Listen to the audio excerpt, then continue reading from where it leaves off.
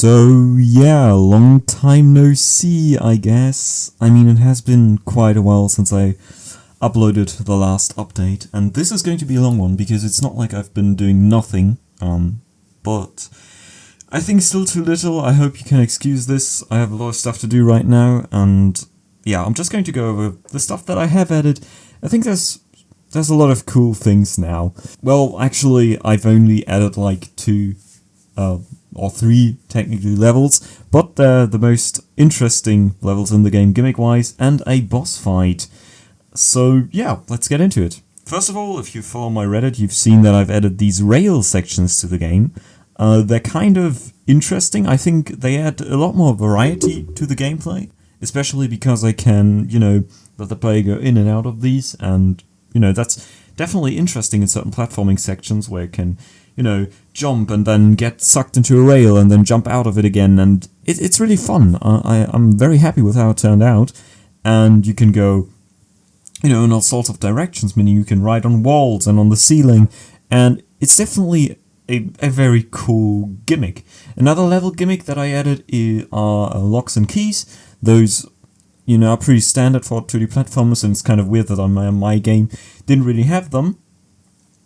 And yeah, basically they work like you'd expect. You collect the key and the door opens. To make it a little more interesting, I added these bullets that as soon as you step on them, they disappear. And they're basically meant to be kind of puzzly by, you're having to think about, okay, what kind of bullets am I leaving there on the way to the key so that I can jump back to the door later? And I think that's pretty fun, and I'm very happy with it. Another thing that I've added is map music. Now, the map in this game, I still don't really know if I'm very happy with it, but now that N3 composed a wonderful track for it, I definitely am. And this is not the place where I kind of have to apologize for him, because I'm pretty sure he is watching this video.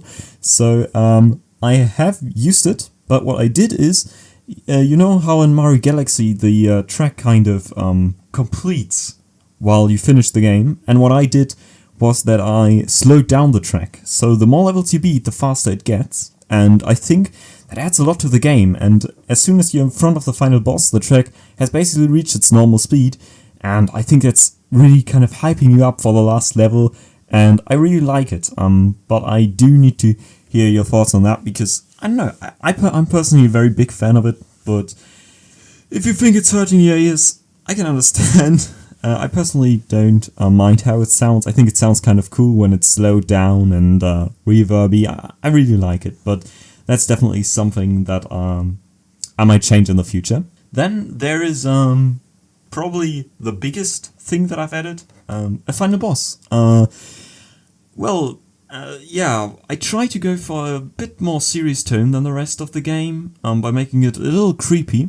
I'm personally a very big fan of body horror, and so I try to make the boss look clumsy and weird and kind of insect-like. The main inspiration here being David Cronenberg's The Fly. These two weird appendages that kind of maybe resemble legs are there, and yeah, there's definitely a story to how he got this way, but I don't really want to tell you that, since I think speculating on what's going on in the story is so much more interesting than what I've actually come up with, what explains the status of the world here and what the fuck is even going on.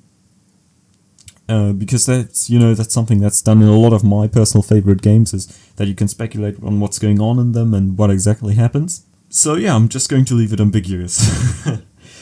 To make the atmosphere intense, I added these particles in the air, and I also, because N3, graciously composed another track for this fight as well, and yeah, I also slowed it down and sped it up in this one. This time much more erratic. The music will be going very slow at one point and speeding up in another.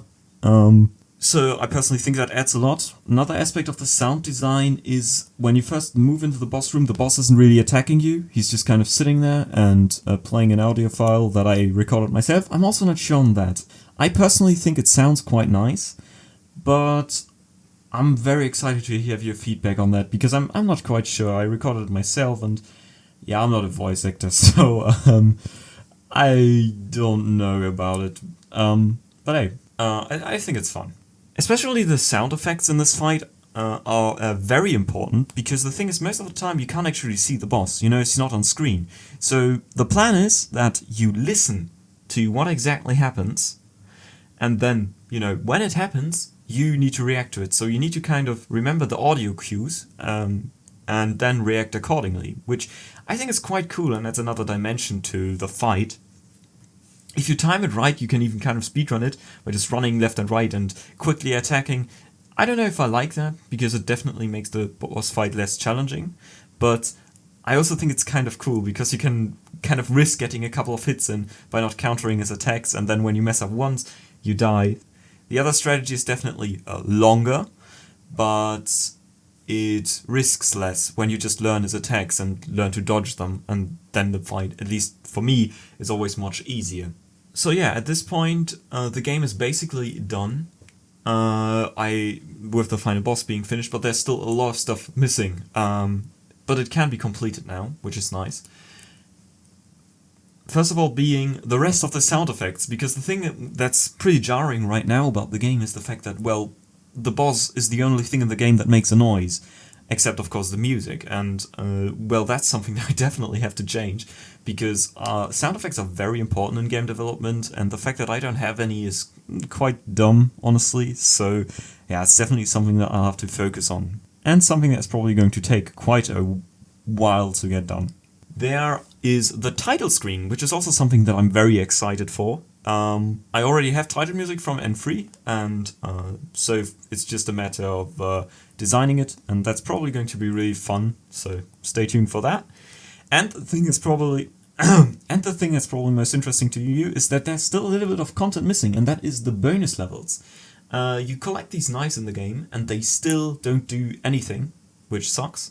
And I plan to have them do something by adding bonus levels to the game, and just 3 or 4 levels that I'm going to build out of the stuff that I've already made, but just implementing them and implementing the gimmicks that I've already made in creative and interesting ways. I think there's a lot of fun stuff that can be done there, and I'm very excited to do it. So yeah, those are the main things that are still missing, and I'm very excited to implement them, and I think if we've done that, then the game is done.